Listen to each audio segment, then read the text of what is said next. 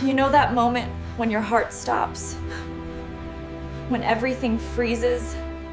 And all you can do is stare at something so wrong, so utterly incomprehensible, that your brain refuses to process it. That's exactly what happened inside the small beauty salon on Mission Street, San Francisco, on a cold Tuesday morning in November. Sofia Martinez, a talented hairstylist known for her gentle hands and warm smile, had seen it all: damaged hair, horrible dye jobs, even lice infestations from kids at summer camp.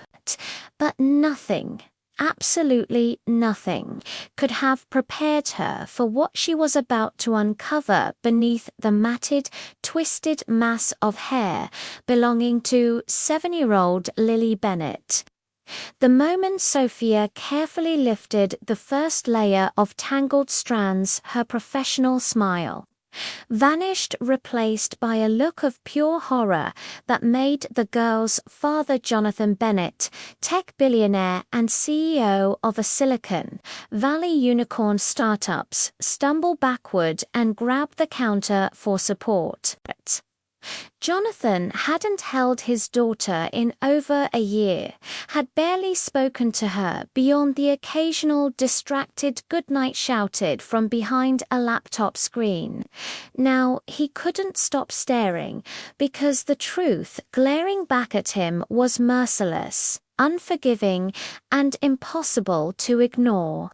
His daughter sat frozen in the salon chair, trembling like a leaf caught in a storm, her small hands gripping the armrests so tightly her knuckles turned white, her eyes locked on the floor as if she could disappear into the tile if she just wished hard enough. But what they found hidden there wasn't just neglected, was a screaming testament to something far darker. Something that had been growing in the shadows of a Pacific Heights mansion while everyone looked the other way. They creep in silently, one ignored moment at a time, one missed bedtime story, one skipped meal, one painful tangle that nobody bothered to brush out. See, we live in a world that worships success, that puts billionaires on magazine covers and celebrates their empires, their innovations, their disruptive thinking. We assume that wealth equals wellness, that money can buy not just comfort, but care, love, attentional, the things a child desperately needs to thrive. And floor-to-ceiling windows overlooking the Golden Gate Bridge, your brain automatically fills in the blanks. That kid must have everything. What if behind those electronic gates and professionally landscaped gardens, a little girl was drowning in loneliness, her cries for help buried so deep beneath layers of expensive silence that even she stopped hearing them? That's the truth most people run from: the shadow. They refuse to acknowledge that sometimes the most devastating poverty isn't financial, it's emotional. Some shadows don't come from the dark, they come from neglect, from turned backs, from voices too busy echoing in boardrooms to hear a whisper in a child's bedroom. Burning through every comfortable lie we told ourselves about what's acceptable, what's normal, what we can keep ignoring. To understand how we got to that salon, to that moment of reckoning, you need to go back 3 weeks. Sophia didn't plan to become a hero. Insurance covered some, but not the experimental treatment that offered the best hope. not the specialists at UCSF who actually knew what they were doing, not the aftercare and physical therapy that would help her mum recover with dignity instead of just survive. So Sofia did what desperate people do. She took on extra shifts, worked doubles, picked up house calls. She needed $60,000. She had 6 months, and sometimes when shadows grow thick enough, you walk straight into them carrying nothing. The first time Sofia saw Lily Bennett wasn't at the salon. The little girl wore a designer dress that hung awkwardly on her thin frame. Her shoulders hunched forward like she was trying to disappear into herself. I just made some pancakes shaped like hearts. Lily turned slowly, and Sofia saw her face fully for the first time, pale, with dark circles under eyes that looked far too old for a 7-year-old and hair. The girl's small hand rose automatically to touch the matted mess, then jerked away as if she'd been burned, her whole body flinching with shame. Lily's voice came out barely above a whisper, broken and afraid. Do I have to eat alone again?" 5 words.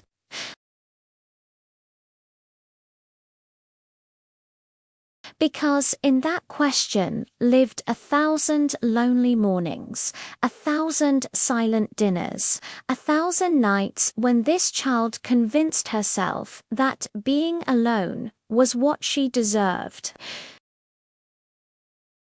She had no idea she was standing at the edge of a revelation that would drag every hidden shadow of that mansion into the burning, unforgiving light. Sofia thought she was just helping a little girl.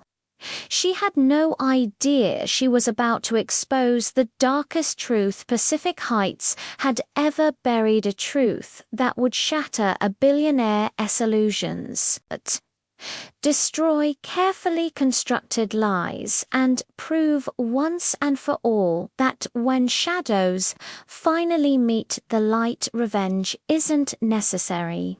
The truth does all the damage on its own.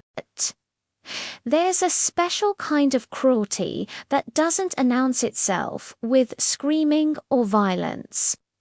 It hides behind professionalism, strict schedules, and the veneer of doing what's best for the child.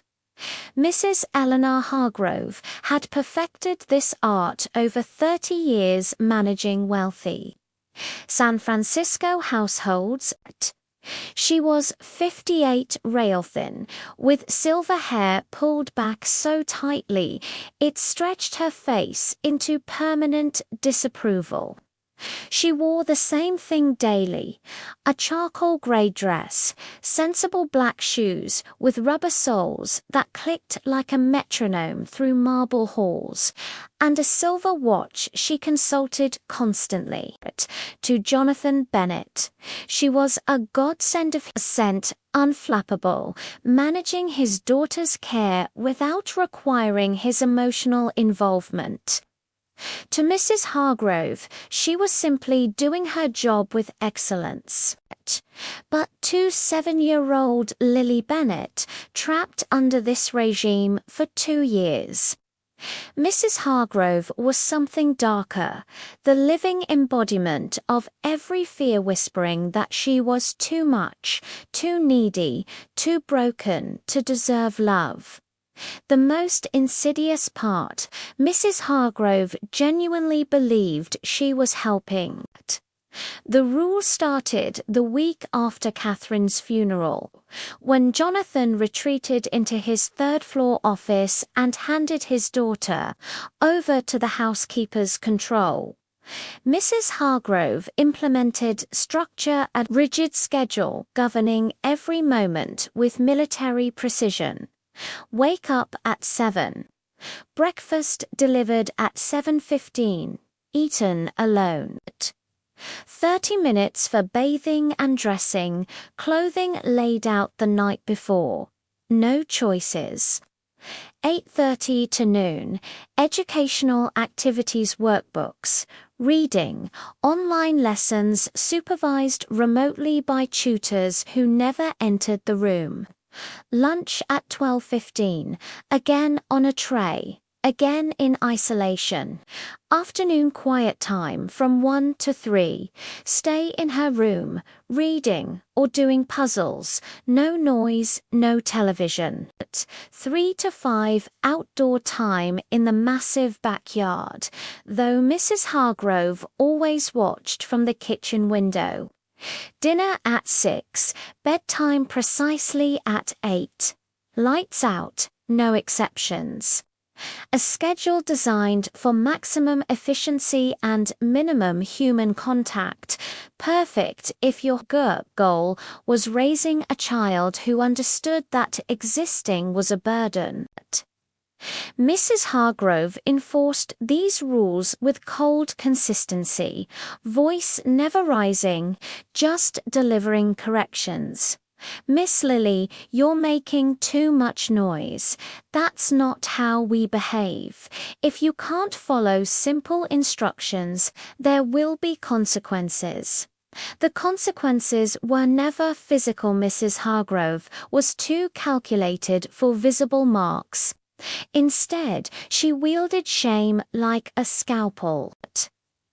When Lily cried for her mother in those first terrible months, Mrs. Hargrove would stand in the doorway, arms crossed. Tears won't bring her back. You're only making yourself hysterical. When Lily asked if she could eat dinner with her father, just once, the response was sharp.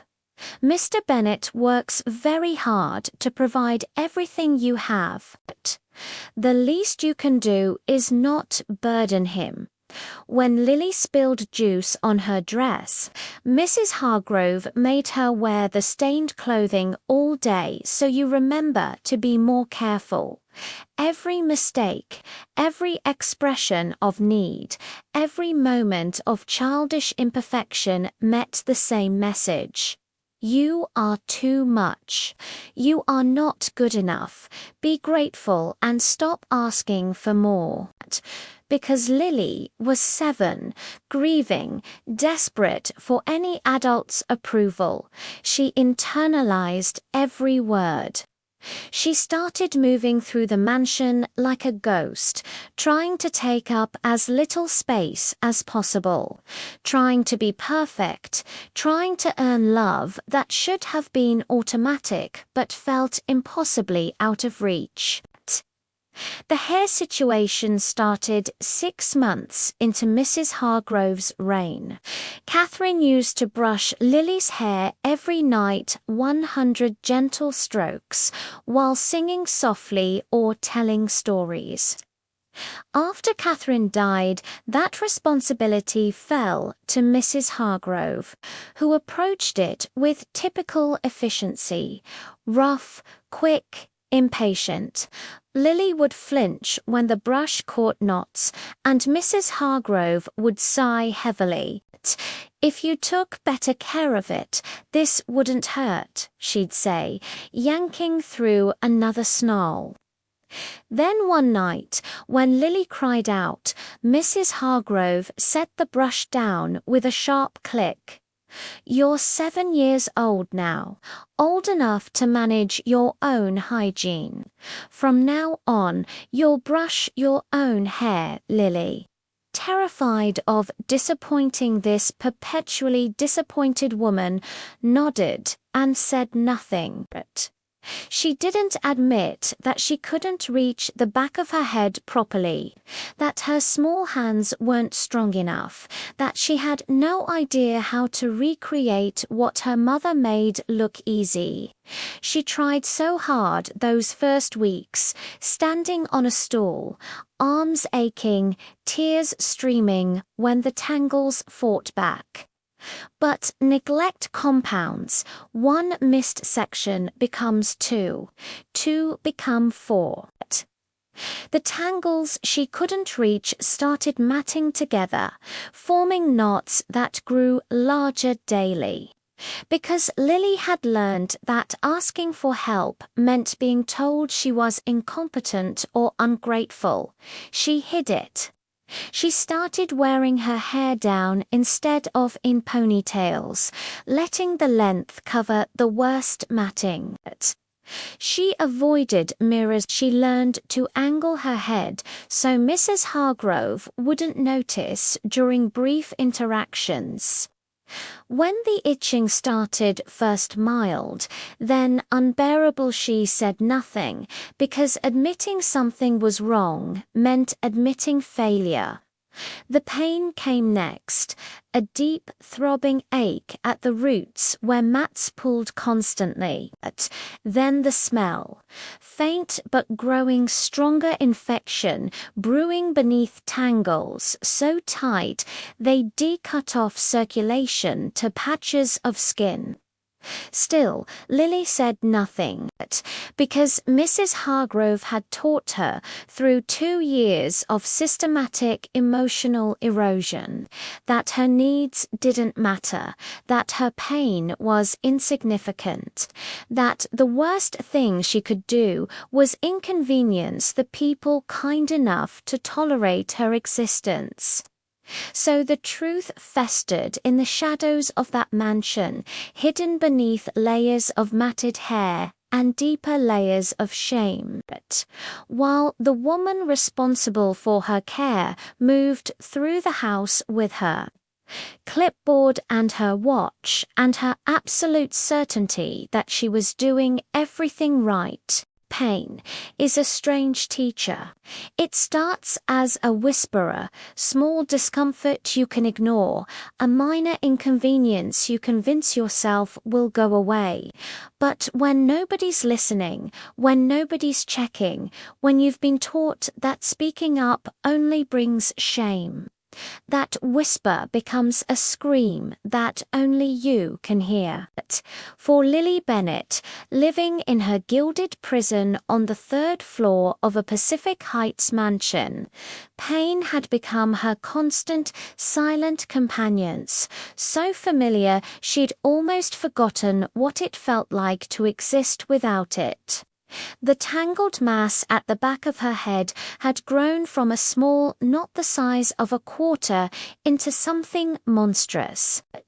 A solid mat, roughly the size of her own fist, pulling relentlessly at her scalp 24 hours a day. The itching had evolved into burning. The burning had progressed to throbbing.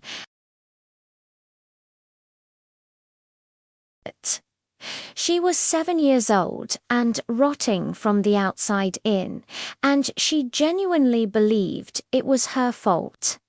That's what happens when the adults responsible for protecting you teach you that your suffering is inconvenient, that your needs are excessive, that the smartest thing you can do is disappear.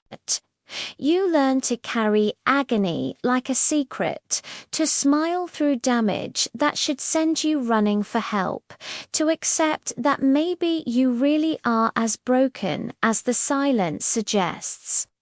The worst part wasn't the physical pain, though that was considerable. It was the shame-thick, choking, all-consuming shame that followed Lily through every hour.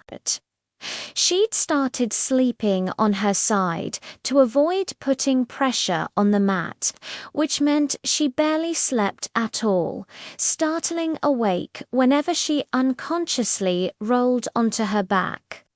She'd developed a habit of touching her hair constantly, checking to make sure it was still covering the problem, that no stray piece had shifted to reveal what she was hiding during outdoor time. She'd positioned herself so the sun was always in front of her, never behind, terrified that light might shine through and expose the shadows underneath. She stopped looking at herself in mirrors entirely, not just avoiding her reflection, but actively turning away, because the girl staring back with hollow eyes and hunched shoulders was someone she didn't recognize, someone she couldn't bear to acknowledge. And the smell. At first it had been faint, something she only noticed when she moved her head quickly, but as weeks turned into months, as the infection spread and deepened, it became impossible to ignore a rotten organic stench that seemed to seep from her scalp. She was convinced everyone could smell it, that Mrs. Hargrove's wrinkled nose was disgust at how disgusting Lily had become, that her father's increasing absence was because even he couldn't stand to be near something so fundamentally unclean. What Lily couldn't understand at 7 was that she wasn't being smelled or seen at all. Mrs. Hargrove's wrinkled nose had nothing to do with the girl and everything to do with perpetual judgment toward the world. Jonathan's absence had nothing to do with his daughter's worthiness and everything to do with his own cowardice. His inability to face grief by facing the child who embodied his loss. The truth was that Lily had become so good at being invisible, so practiced at taking up minimal space and making no demands, that the adults in that house had stopped actually looking at her months ago. She was a task on Mrs. Hargrove's schedule. Feed her, confirm she's bathed. Make sure she's in bed, but not a human being, requiring genuine attention. She was a photograph on Jonathan's desk that he glanced at sometimes when guilt stabbed through his numbness. But not a living daughter who desperately needed her father to actually see her. Because no one was looking, no one noticed when she started wearing her hair in increasingly strange positions, or when she began flinching if anyone came too close to her head, or when her complexion took on the greyish pallor of chronic pain, or when dark circles appeared under her eyes from months of broken sleep. The shadows in that mansion had grown so thick that a child could be falling apart in plain sight and still remain completely hidden. There were moments when Lily almost told someone, almost like the morning she woke up with her pillowcase spotted with blood from lesions that had cracked open during the night. And she stood in her bathroom holding the stained fabric, trying to figure out how to wash it before Mrs. Hargrove saw and asked questions she couldn't bear to answer. Or the afternoon when a bee landed on her shoulder and she jerked away instinctively, sending a bolt of pain through her scalp so intense she actually cried out, then froze terrified, waiting to see if Mrs. Hargrove had heard through the kitchen window, or the evening her father actually knocked on her bedroom door to say goodnight in person for the first time in weeks, and she sat rigidly on the edge of her bed, angling her body so he could only see her left side, her heart hammering as he stood there awkwardly for 30 seconds before retreating to his office. That moment she'd been so close to saying something. "Daddy, my head hurts. "Daddy, I need help. Daddy, please look at me." But the words stuck in her throat, glued there by 2 years of learning that needing things made her a burden, that showing weakness invited contempt, that the safest way to survive was to handle everything alone. So she smiled, said goodnight, and watched him leave, and the truth stayed buried where it had been festering all along. Sometimes salvation arrives in the most unexpected packages, not with trumpets or fanfare, not announced by dramatic music, but quietly, almost accidentally, carried by someone who is fighting their own battles and has no idea they about to become someone else's lifeline. Sofia Martinez wasn't looking to save anyone when she accepted the position at the Bennett mansion. She was trying to save her own mother. Trying to scrape together enough money to pay for treatments that insurance wouldn't cover. Trying to survive 6 months of work in a house that felt more like a museum than a home. She had her own shadows to wrestle with, the fear that gnawed at her every morning, wondering if today would be the day the hospital called with bad news. The exhaustion from working 14-hour days and then lying awake doing mental math that never quite added up. The guilt of leaving her mother in her sister's care while she became invisible in someone else's mansion. But here's the thing about people who've known real struggle, who've faced real loss, who understand what it means to need help and have nowhere to turn. They recognize that pain in others, even when it's hidden, even when it's wrapped in expensive clothes and living behind gates that cost more than most people's houses.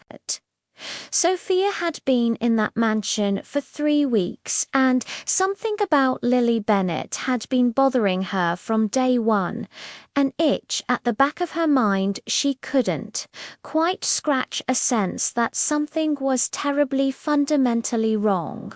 It wasn't anything obvious at first.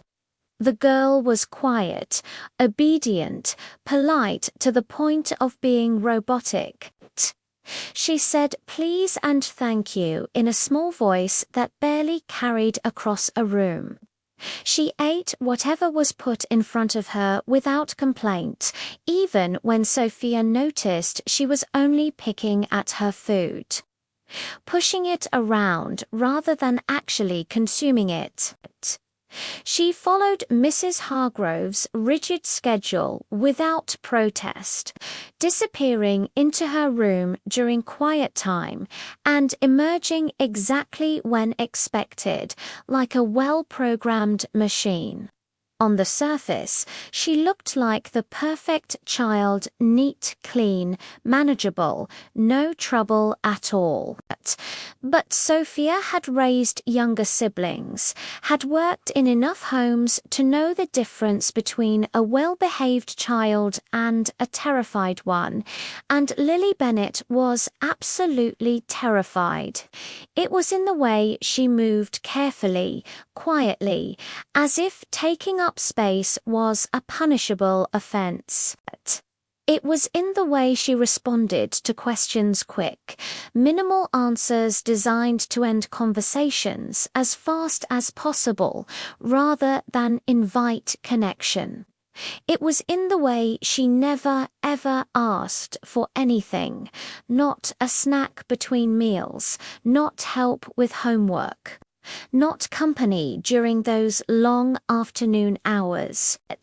And it was in her eyes, those huge, haunted eyes that looked decades older than 7, eyes that had seen too much and expected too little.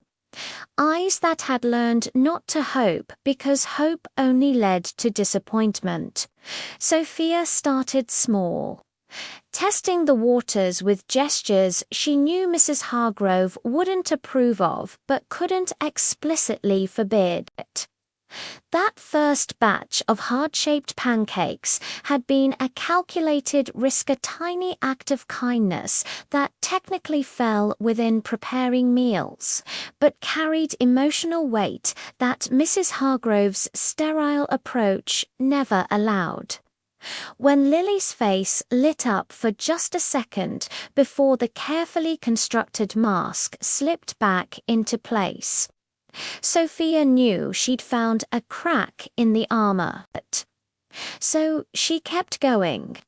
She started asking questions that required more than yes or no answers, then actually waiting through uncomfortable silences until Lily realized Sofia genuinely wanted to hear her responses. She began leaving little notes with smiley faces on Lily's breakfast trays, nothing Mrs. Hargrove could object to. Just cheerful messages like, "Have a great day." That probably seemed silly, but were revolutionary in a house where no one had said anything kind to this child in 2 years. She made a point of being visible during Lily's outdoor time, waving from the kitchen window, not to monitor but to acknowledge, to remind the girl that someone was actually seeing her. And slowly, painfully slowly, Lily began to thaw. Not much, just tiny cracks in the ice. Moments where she'd almost smile at something Sofia said, or linger in the kitchen doorway for an extra few seconds, as if reluctant to return to her isolation. It wasn't friendship yet, wasn't trust, but it was something. A beginning.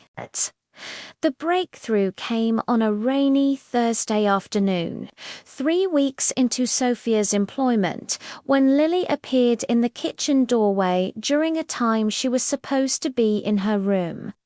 She stood there for a long moment, shifting her weight from foot to foot, clearly working up courage to speak. Sofia was chopping vegetables for dinner, and she deliberately didn't turn around immediately, giving the girl space to decide whether to retreat or commit. Finally, in a voice so quiet Sofia almost missed it, Lily said, "Can I help?" 3 words. That's all it took to crack Sofia's heart wide open, because she understood what that question really meant. It wasn't about cooking or vegetables. It was about connection, about being useful, about existing in the same space as another human being who didn't treat her presence as a burden. Sofia turned around, smiled, and said the words that would change everything. "I would absolutely love your company."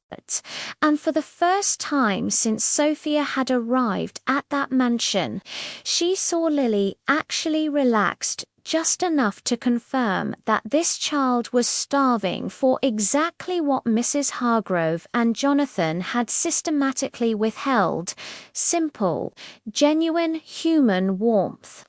Neither of them knew it yet, but that afternoon, standing side by side at a kitchen counter, Sofia teaching Lily how to properly dice a tomato, while they talked about favorite colors and silly childhood memories, was the moment the truth began its inevitable march toward the light.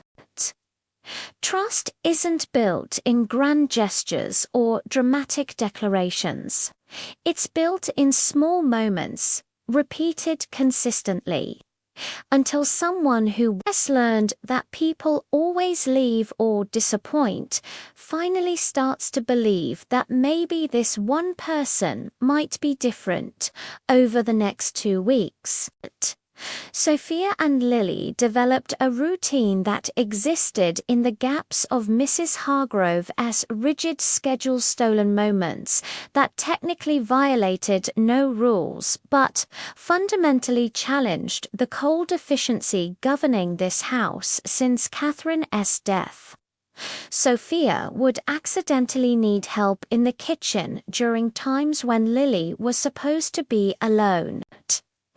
They'd bake cookies, measure ingredients, laugh when flour ended up on their noses.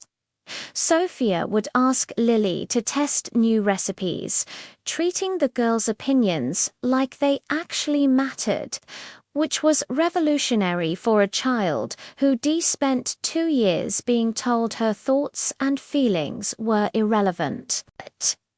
They'd sit at the kitchen counter during snack time, and Sophia would tell stories about growing up, about her own struggles, about her mother's strength during cancer treatments, sharing vulnerabilities in a way that gave Lily permission to have some too.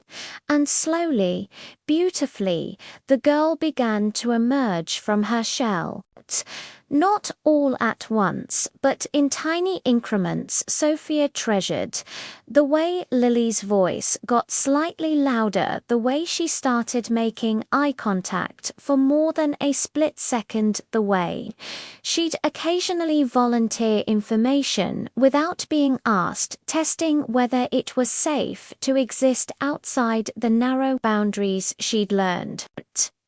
But even as their bond deepened, Sophia couldn't shake the feeling that something was still very wrong. There were signs, small but persistent, nagging at her instincts. Lily never ever let Sophia touch her hair. If Sophia reached up to tuck a strand behind the girl's ear, Lily would flinch away so fast it was almost violent. Then apologize profusely as if her self-protection was an offense. She always wore her hair down, always, even on warm days when Sophia suggested a ponytail might be more comfortable. The girl would refuse, with panic in her eyes, stammering excuses about liking it loose, about please not worrying. And there was the way Lily positioned herself, always angling her head slightly forward. And to the left, always sitting so her back was to walls, always moving carefully as if sudden movements caused hidden pain. Sophia noticed the girl touching the back of her head sometimes when she thought no one was watching, fingers probing gently, then jerking away, face contorting briefly before the mask slipped back. She noticed how Lily would scratch absently at her scalp during conversations, then catch herself and stop, hands dropping to her lap, shame coloring her cheeks. And she noticed the smell, faint, barely perceptible, but there nonetheless something sour and organic that didn't fit with a child who bathed regularly. Sophia didn't push. Not yet. She'd worked with enough traumatized kids to know that forcing confrontation before trust was established would only make Lily retreat, possibly lose the connection entirely. So instead, she watched, documented mentally, and waited for the right moment. That moment came on a Saturday afternoon, 3 weeks after their friendship began, when Mrs. Hargrove left for her weekly day off and Jonathan was locked in his office for a marathon conference, for the first time since Sophia arrived. She and Lily had the house essentially to themselves. No watchful eyes, no rigid schedule. Sophia suggested they make homemade pizza, and Lily's face lit up with genuine excitement, the kind of pure joy that should have been normal but was heartbreakingly rare in this mansion. They spent the afternoon laughing, making a mess, dancing to music while they waited for dough to rise. And somewhere in the middle of all that normalcy, all that simple human connection, Lily's carefully constructed walls finally crumbled. She was reaching up to grab a bowl from a high shelf when she moved wrong, and Sophia saw her freeze mid-motion, face going pale, hand flying to the back of her head. The girl swayed, and Sophia was there instantly, steadying her, asking if she was okay. And that when it happened, Lily looked up at Sophia with eyes full of tears and terror and desperate hope, and whispered the words that would crack this case wide open. It hurts so much, and I don't know what to do." Sophia's heart stopped. She kept her voice calm, gentle, even as alarm bells screamed. "What hurts, sweetheart? Can you show me?" Lily hesitated, shame and fear warring across her features, and Sophia could see the girl calculating whether this trust was safe, whether showing weakness would cost her the one good thing she'd found. Sophia made the decision easier. She sat down at the kitchen table, making herself smaller, less threatening, and said the words every traumatized child needs to hear. "Whatever it is, you're not in trouble. You're not bad. You're not going to lose me. I just want to help. Will you let me help?" And after a long, trembling moment, Lily nodded. With shaking hands, she reached up and slowly, carefully, lifted the curtain of hair she'd been hiding behind for months. What Sophia saw in that moment, the massive mat of tangled hair, the visible swelling beneath, the redness creeping out from the edges, made her professional calm crack for just a second, horror flashing before she could control it. But she forced herself to breathe, forced herself to smile, forced herself to treat this revelation with gravity it deserved, without adding shame to the burden Lily already carried. "Okay," Sophia said softly. "Okay, sweetheart. Thank you for showing me. Thank you for trusting me. Now we're going to fix this together." There are moments when everything you thought you knew gets ripped away, when reality reveals itself to be worse than you imagined.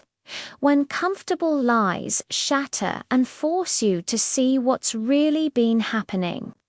For Sofia Martinez, kneeling behind Lily Bennett in that sunlit kitchen, carefully parting sections of hair to assess the damage, this was one of those moments. What had appeared from a distance to be a simple mat was actually so much worse. The tangle extended from the crown of Lily's head down to just above her neck, roughly 6 inches in diameter, formed from months, possibly over a year of complete neglect. The hair closest to the scalp was so tightly knotted it had formed a solid mass, like felt, pulling constantly at the roots with tension that must have been excruciating. But it was what lay beneath that turned Sophia's concern into genuine horror. When she gently lifted the edges of the mat to examine the scalp underneath, she found inflamed skin, angry red and swollen, with multiple open lesions weeping clear fluid.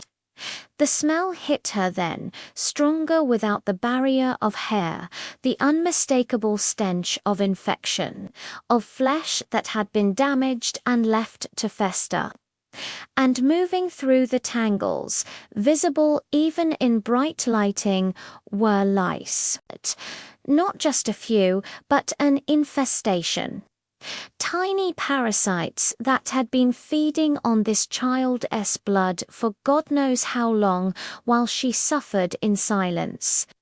Convinced that asking for help would only prove she was dirty, broken, unworthy of care.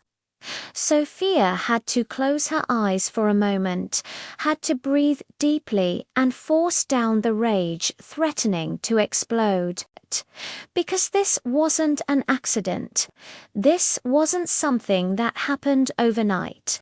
This was systematic neglect, the result of adults who were supposed to protect this child instead.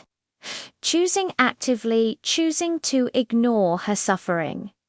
Mrs. Hargrove, who saw Lily every single day, who supposedly managed her care, had either been willfully blind or criminally negligent. And Jonathan Bennett, the billionaire who could solve complex algorithms and manage $100 million companies but couldn't. T.B. bothered to actually look at his own daughter, to notice she was in pain, to see that the one person he should have loved more than anything was rotting right in front of him. The truth Sofia was staring at wasn't just medical neglected, was emotional abandonment taken to its most devastating extreme. And the physical damage was just the visible manifestation of wounds that went deeper. But she couldn't focus on anger right now.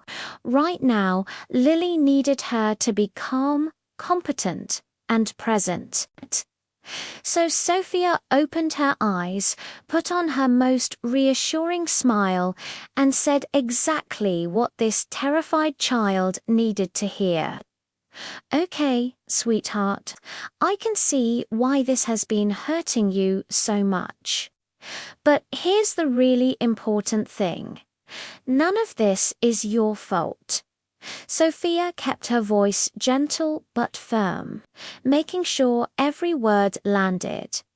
"You're 7 years old. You shouldn't have been expected to manage this alone. This is something adults should have been helping you with, and they failed you. That's on them, not you. Do you understand?" Lily's eyes filled with tears, her lower lip trembling as years of internalized shame warred with the desperate need to believe what Sofia was saying.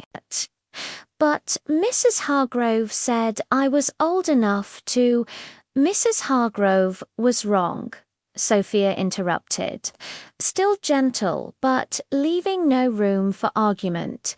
"Completely, absolutely wrong. And we're going to fix this, but I need your permission. This mat is really serious, and there's infection underneath that needs medical attention. I know someone, a friend who specializes in exactly this kind of hair emergency. Her name is Diana, and she's helped other kids in situations like yours. Would you be okay if I called her to come help us?" Lily looked terrified at the thought of another adult seeing her shame, but she also looked so tired of carrying this secret, so desperate for the pain to stop, that after a long moment she nodded. "Okay," she whispered, "but please, please don't tell my dad. He'll be so disappointed." And there it was, the most heartbreaking sentence Sofia had heard in years, revealing exactly how twisted this child's understanding of love had become. Sofia pulled Lily into a careful hug, mindful of the girl's head. and said the words she wished someone had said to this child 2 years ago. Your dad loves you. He's just lost right now, lost in his own grief and fear. But when he sees this, when he understands what's been happening, he's going to be devastated not at you, but at himself. Because any parent who truly sees their child suffering doesn't feel disappointed in the child, sweetheart. They feel devastated that they missed it. She pulled back, looking Lily in the eyes. But here's what we going to do. We going to get Diana over here right now to help with your hair and assess whether we need the hospital for the infection. And then, once you're taken care of, once you re-safe and treated and feeling better, then I'm going to have a very serious conversation with your father, because he needs to know, not to punish you, but to wake him up. Because the truth, Lily, is the only thing that's going to save this family. And sometimes the truth hurts before it heals. But it always heals if you let it. Sofia pulled out her phone, already dialing Diana's number. Already mentally preparing for the battle she knew was coming. Because dragging the truth into the light meant confronting the shadows that had been allowed to grow in this mansion for too long. And when she did, when she finally forced Jonathan Bennett to see what his grief and negligence had done to his daughter, there would be nowhere left to hide. Diana Chen arrived at the Bennett mansion 45 minutes after Sofia's call, carrying 2 professional cases and an expression that combined warmth with competence. She was in her early 40s, with kind eyes and hands that had seen thousands of tangles. But nothing in her 20 years as a hair crisis specialist had quite prepared her for what she found. Lily sat at the table, small and terrified. Her hair partially lifted to reveal the horror beneath, and Diana had to control her expression to keep from showing shock. She'd worked with abused children, with homeless kids whose hair had matted from months on the streets, with cancer patients whose treatments created impossible tangles. But this was different. This was a child living in a $20 million mansion with every resource imaginable, somehow allowed to suffer like this, hidden in plain sight. Diana set down her cases, pulled up a chair, and did what she always did with frightened children, made herself human first, professional second. Hey there, sweetie, I'm Diana. Sofia tells me you've been dealing with something really tough. But before we do anything, I need you to know some things. First, this is going to take time. Second, I won't lie. Some parts might hurt a little, but I'm going to be as gentle as I possibly can. Third, and most important, you are incredibly brave for asking for help. That took guts. Can you tell me your name? Lily, the girl whispered. Diana smiled. That's a beautiful name. I'm going to take a look at what we're working with, then explain exactly what I'm going to do before I do it. No surprises, deal.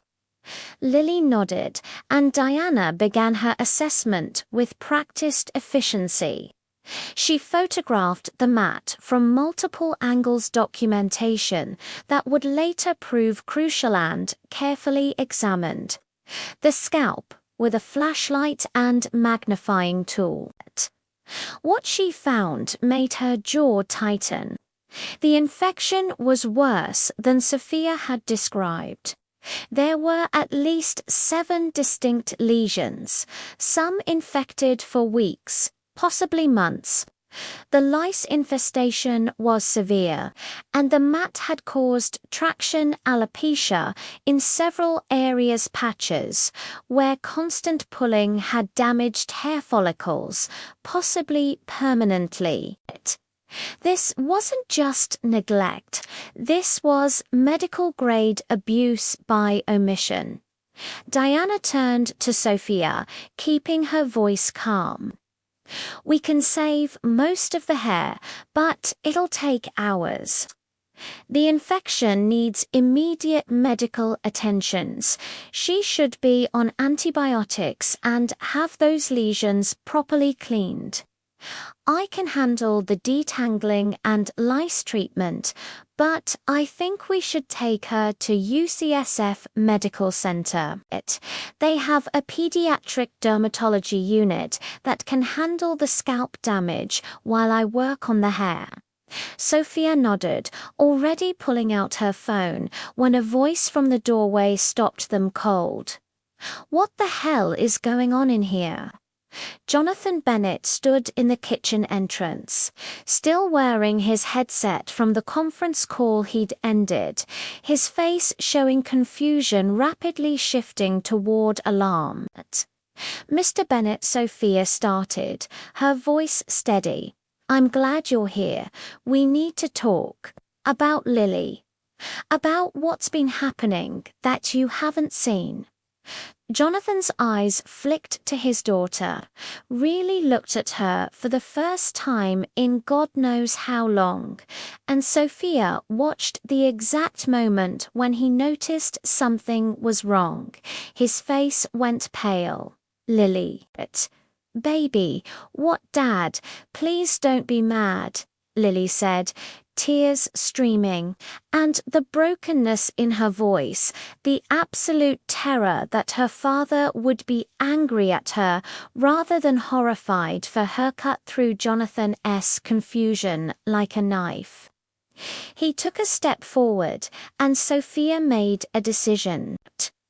She walked over to Lily, gently lifted the curtain of hair again, and turned the girl's head so her father could see what had been hidden for so long. The sound that came out of Jonathan Bennett wasn't he quite a gasp and wasn't he quite a cry. It was something more primal, the noise a parent makes when they realize they've failed in the most fundamental way possible.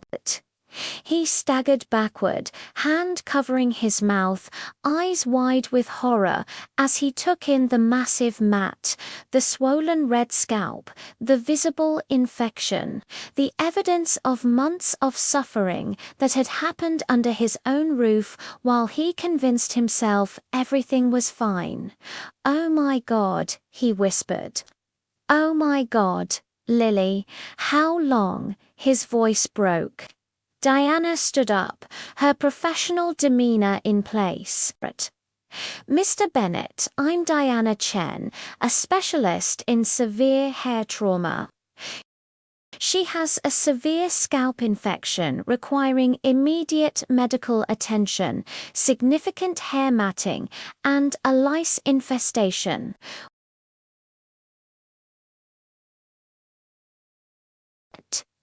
The question hung in the air like a challenge, like a lifeline, like a judgment.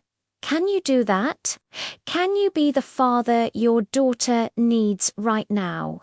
Jonathan Bennett stood frozen in his kitchen, staring at his daughter's infected scalp.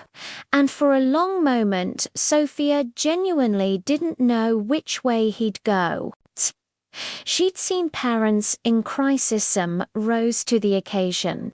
Some crumbled under guilt, some ran, choosing self-protection over the hard work of showing up. But then something shifted in Jonathan's face. The shock gave way to something raw, something that looked like a man waking from a nightmare only to discover the nightmare was real and he'd been creating it. He dropped to his knees in front of Lily's chair, not caring that he was in $1,000 suit, not caring that strangers were watching, caring only about the little girl who flinched backward instinctively when he reached for her because she learned that adults touching her usually meant pain. Lily, he said, and his voice cracked on her name, years of unshed tears suddenly at the surface. Baby, I'm so sorry. This is not your fault. None of this is your fault. I should have seen this. I should have noticed. I should have been here. Lily stared at her father like she didn't quite believe he was real, like this man kneeling with tears streaming was some kind of imposter because her actual father had checked out 2 years ago and never came back. "You're not mad at me," she whispered, and the question destroyed him. You could see it happen in real time, the complete shattering of whatever defenses he'd built. The absolute devastation of understanding that his daughter genuinely believed her suffering would anger him rather than break him. "Mad at you." Jonathan's voice was barely audible. "Lily, I'm not mad at you. I'm furious at myself. I'm horrified that this happened to you. I'm devastated that you've been in pain and I didn't know, didn't see, didn't help, but mad at you. Never, you did nothing wrong. The adults in this house, me, Mrs. Hargrove, everyone who should have taken care of you, we failed you, and I am so sorry." He reached out slowly, asking permission with his eyes, and when Lily didn't pull away, he gently pulled her into a hug, mindful of her head, holding his daughter for the first time in over a year. And Lily, this child who'd learned to be so small and quiet and invisible, finally let herself break. She sobbed into her father's shoulder, 2 years of loneliness and pain pouring out. And Jonathan held her, rocking slightly, whispering, "I'm here. I've got you. I'm so sorry," over and over like a promise he was finally ready to keep. Sofia and Diana exchanged a look, both women blinking back tears. Giving this moment space while staying focused on urgent reality. After a few minutes, Sofia gently cleared her throat. "Mr. Bennett, I know this is overwhelming, but Lily needs medical attention as soon as possible. That infection could get worse quickly." Jonathan nodded, not letting go of his daughter but looking up with red-rimmed eyes. "Yes, we'll go right now." "Already called," Sofia said gently. "Car will be here in 5 minutes. Diana's coming with us to UCSF." Jonathan looked at Diana for the first time. "Thank you for coming. Thank you for helping her." Diana's expression was professional, but not unkind. "That's what I do, Mr. Bennett. But I need you to understand. What I found today, I'm legally obligated to report to Child Protective Services. That infection. That level of neglected meets the threshold for mandatory reporting." Jonathan's face went paler, but he didn't argue, didn't make excuses. He just nodded. "I understand. Do what you need to do. Right now, I just need to get my daughter help." The ride to UCSF Medical Center was quiet, except for Lily S. occasional sniffles and Jonathan S. constant reassurances. His hand holding hers the entire way, his thumb rubbing gentle circles like he was trying to make up for 2 years of missed connection in 15 minutes.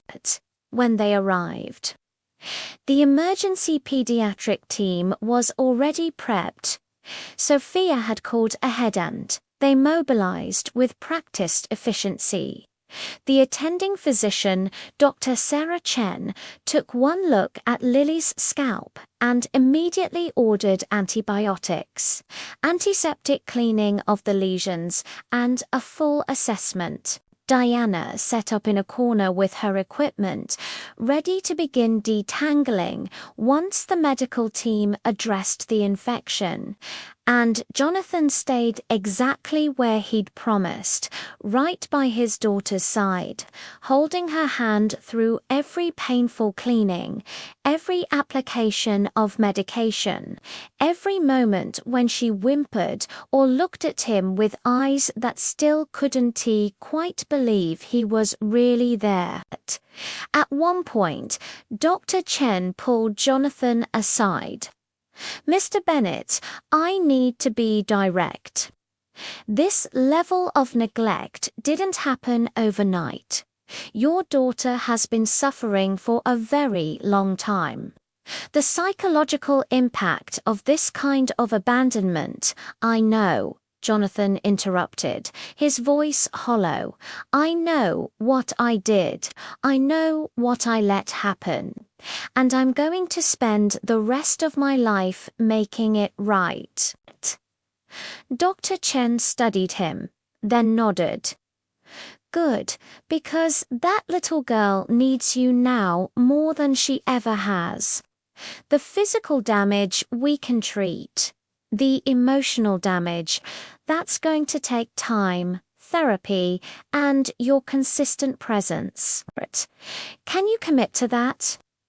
Jonathan looked through the small window at Lily, who was watching him anxiously even from across the room, and felt the truth of his next words in his bones. "Yes. Whatever it takes. I'm done hiding. I'm done running. My daughter needs her father back, and she's going to have him, and for the first time in 2 years, he meant it." The rescue took 7 hours. 7 hours of Diana's expert hands carefully, painstakingly working through tangles that had become so matted they'd essentially formed a single mass. 7 hours of medical professionals cleaning infected lesions, applying antibiotic ointments, monitoring Lily's vitals, treating the lice infestation with aggressive but necessary chemicals. 7 hours of Jonathan Bennett sitting in an uncomfortable hospital chair, refusing to leave, even when nurses suggested he take a break, get coffee, step outside for fresh air. He stayed because for 7 hours he finally did what he should have been doing for the past 2 years. He was present. He held Lily's hand when the pain got too intense and she squeezed hard enough to leave marks on his palm. He wiped her tears when the antiseptic stung. He distracted her with stories about her mother-good memories he'd been too afraid to access. Beautiful moments he'd locked away because remembering Catherine meant feeling the loss all over again. But now, sitting in that hospital room, watching his daughter endure pain that never should have happened, Jonathan realized that avoiding the grief hadn't protected him from anything. It had just meant that Lily grieved alone, without the one parent she had left. Without anyone to tell her that her mother had loved her fiercely, that Catherine would be devastated to know what had happened. Sofia stayed for the first 4 hours, then had to leave to check on her own mother at the treatment center across town. Before she went, she pulled Jonathan aside in the hallway. "Mr. Bennett, I need to tell you something, and I need you to really hear me. What happened today, bringing this truth into the light, this was just the beginning. The hard part comes next. The consistent showing up. The therapy appointments. The rebuilding of trust that's been completely shattered. Mrs. Hargrove needs to be fired immediately, and you need to understand that Child Protective Services will likely open an investigation. You might have social workers showing up unannounced. You might face consequences. Are you prepared for that?" Jonathan looked through the window at his daughter. Small and vulnerable on the hospital bed, Diana still working carefully through sections of her hair. "I deserve consequences," he said quietly. "I let this happen. I was so buried in my own grief that I abandoned my daughter when she needed me most. So yes, whatever CPS wants to do, whatever investigation they need to run, I'll cooperate fully. Because the only thing that matters now is making sure Lily gets what she needs." Sofia studied him for a long moment, then nodded. "Good. Because that little girl in there deserves a father who fights for her, who shows up for her, who makes her the priority, not the company, not the grief. Her by hour 6, the worst of the detangling was done." Diana had managed to save most of Lily's hair, a small miracle, given the severity. The sections that had caused permanent follicle damage would need to be carefully trimmed once everything healed, but overall the hair could recover. The infection was responding well to antibiotics, the lesions were clean and properly dressed, and the lice treatment had been successful. Lily was exhausted, running on adrenaline and pain medication, but there was something different in her eyes now. Not just relief that the physical pain was being addressed, but something deeper. Hope. The fragile, tentative hope of a child who'd been invisible for so long and was finally being seen. Dr. Chen came in with discharge papers and a comprehensive care plan. "Mr. Bennett, Lily can go home tonight, but you need to follow these instructions exactly. Antibiotics 3 times a day for 2 weeks.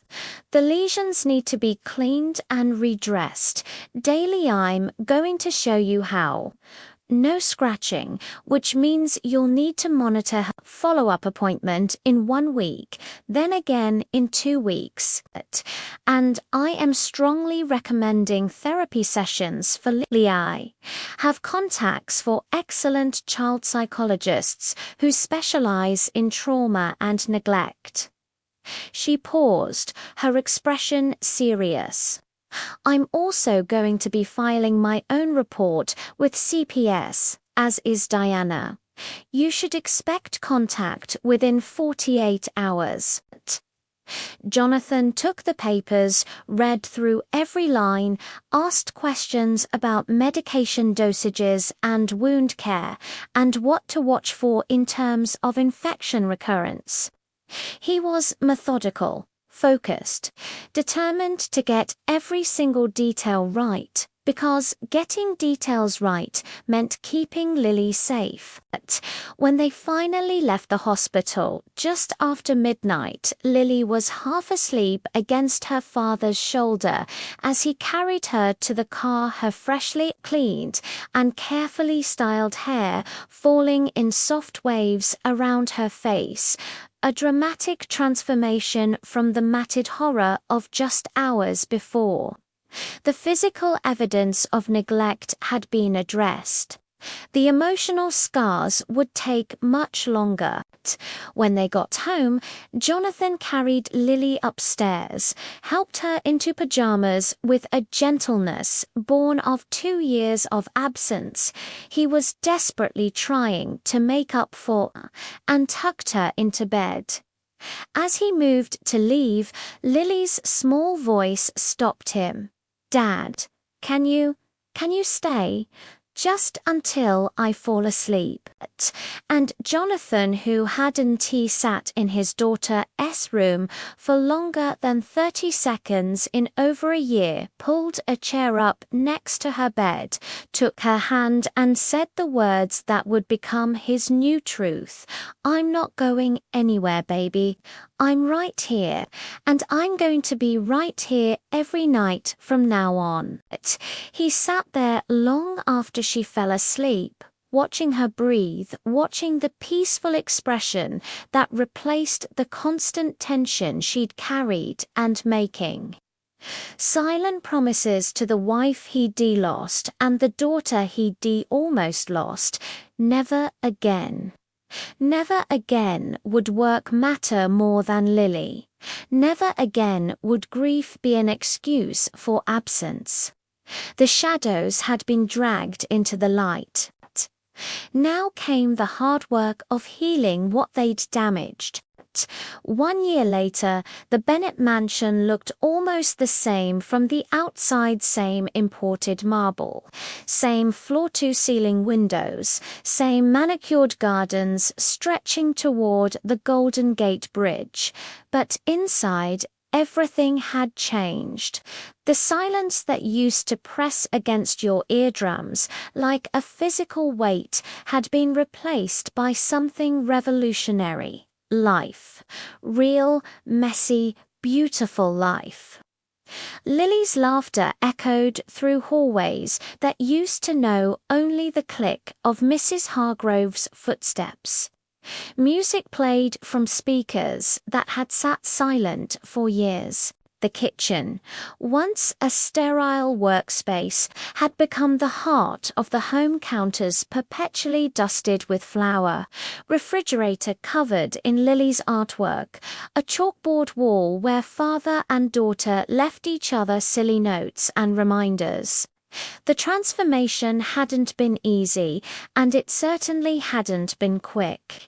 There had been CPS investigations that lasted months, mandatory therapy sessions every week, uncomfortable conversations with social workers who asked hard questions Jonathan had to answer honestly. Mrs. Hargrove had been fired that very first night Jonathan had called her from the hospital.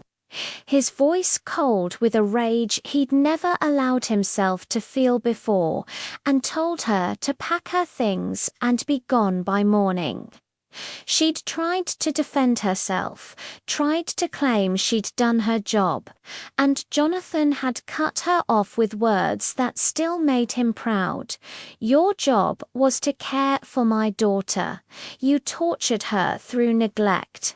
You're fired, and if I ever see you near my family again, I'll make sure everyone in San Francisco knows exactly what kind of person you are." The line went dead, and Jonathan never heard from her again. The first few months had been the hardest. Lily didn't trust easily. How could she? After 2 years of learning that adults abandoned you, that asking for help brought shame, that your pain didn't matter. She flinched when Jonathan reached to brush her hair, even though he'd taken classes from Diana to learn how to do it properly. Gently, with the 100 strokes Catherine used to give. She tested boundaries constantly, waiting for the moment he'd get tired of her, and retreat back into his office, back into his work, back into the comfortable numbness of before. But Jonathan stayed. When she threw tantrums born of 2 years of suppressed emotion, he stayed. When she screamed that she hated him, that he'd never be as good as Mum, that he'd abandoned her when she needed him most, all true, all devastatingly accurate, he stayed. He absorbed her anger, validated her pain, apologized again and again, not with empty words, but with consistent action. He cleared his calendar, delegated responsibilities at work, hired a crew to handle day-to-day operations so he could be present for breakfast, for school drop-off and pick-up, for homework time and dinner and bedtime stories and the 100 small moments that make up a childhood. He showed up to every single therapy session, sitting in the waiting room with other parents, reading parenting books with titles like Healing Attachment Wounds and Rebuilding. Trust after trauma. He learned that healing wasn't linear, that some days Lily would seem perfectly fine, and other days she'd dissolve into tears over something small because the small thing triggered a memory of the big thing, and through it all, he stayed. Sofia stayed too. After her mother's successful treatment, paid for in full by Jonathan as a thank you that could never truly capture what she'd done for his family. She'd been offered a permanent position as household manager, not a housekeeper, not a cook, but family. Because that's what she'd become, the person who noticed, who cared, who dragged the truth into the light, even when it would have been easier to look away. She and Lily baked cookies every Saturday, a tradition that had started in crisis and evolved into joy. She taught Lily to cook her grandmother's recipes, to speak Spanish phrases, to understand that family wasn't just blooded, was the people who showed up, who saw you, who loved you even when loving you was hard, and slowly, beautifully, Lily healed. Not completely. Trauma doesn't work that way, and the scars from those years would probably always be there in some form. But she laughed more. She asked for things without shame. She invited friends over, joined the school art club, started therapy sessions talking about her feelings instead of sitting in frozen silence.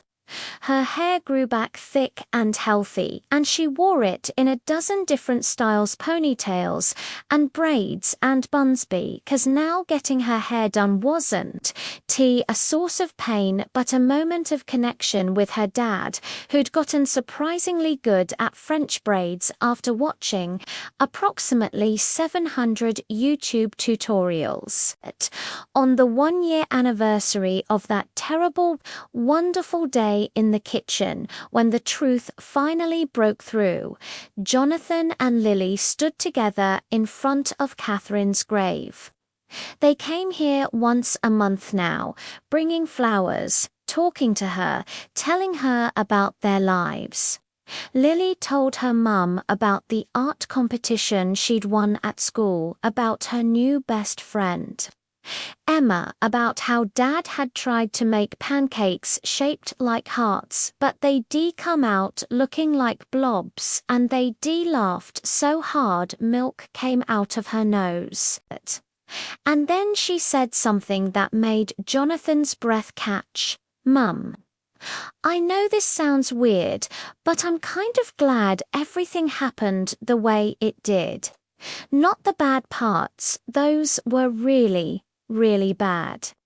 But if my hair hadn't gotten so messed up, if Sofia hadn't noticed, if the truth hadn't come out, I don't think I'd have my dad back. And I really, really love having my dad back." She looked up at Jonathan, her eyes clear and bright and full of a trust that had been shattered and painstakingly rebuilt. "I love you, Dad. I love you too, baby, Jonathan whispered, pulling her close. So much. Always. As they walked back to the car hand in hand, Jonathan thought about that night 1 year ago, the horror on Sofia's face, the shame in Lily's eyes, the moment when he'd finally been forced to see what his grief had done. The truth had hurt. God, it had hurt worse than anything he'd ever experienced, worse even than losing Catherine, because this pain came with the knowledge that he'd caused it, that his daughter's suffering was his fault.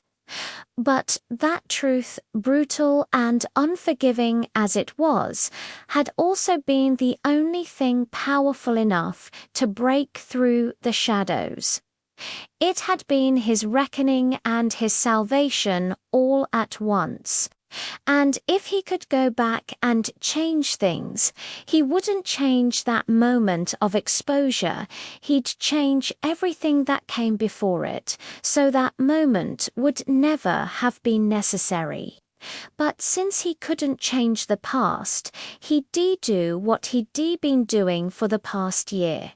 He'd show up for the future, every single day, because the truth had won, the shadows had lost, and love, real, present, consistent love was finally home. Here S, what I need you to understand. You might be watching this story and thinking it S, just entertainment, just another YouTube video to pass the time. But somewhere, right now, there's a child suffering in silence. Somewhere there's a parent so buried in their own pain that they can see their kid is drowning. Somewhere there's a truth hiding in the shadows, waiting for someone brave enough to drag it into the light. The question is, are you that someone? Have you noticed a child who seems too quiet, too perfect, too afraid? Have you seen signs of neglect or abuse and told yourself it's none of your business? Or are you that parent, so lost in work or grief or addiction or whatever shadow you re-hiding in that you've stopped actually seeing the people who need you most? This story isn't just about Lily and Jonathan. It's about every single one of us and the choice we make every day to see or to look away, to speak up or to stay silent, to let truth win or to let shadows grow. If this story moved you, if it made you think, if it reminded you that small acts of courage can literally save lives, then I need you to do something. Don't just watch and forget. Share this video with someone who needs to hear it. Leave a comment telling me, what truth have you been avoiding? What shadow needs light? And if you want more stories where truth battles shadows and love fights back against neglect, hit that subscribe button and turn on notifications. Because this channel is dedicated to the idea that the truth, no matter how painful, is always the revenge that heals. Thank you for watching. Thank you for caring. Now go be someone's Sofia.